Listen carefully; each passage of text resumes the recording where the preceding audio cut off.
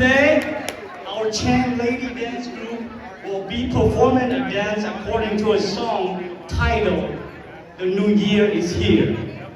This song is all about Hmong celebrating our New Year's. Back in our country, there were no times. Waking up is morning is relying on the rooster's call. All the young single women and men will get up, getting ready and dressed up in the Hmong traditional costumes. All will be head out to celebrating the New Year's. Tossing ball is a way of communicating between single men and women. How each other react to the firmness of the balls, tossing back and forth between each couple, usually will result in a folk songs, singing, expressing their feeling toward each other. If both mentally and physically reactions seem to fit each other well, then the couple decide to continue in a relationship. Having one love conversation at a later time, usually in the late evening that day, when the men seek out the woman and her house.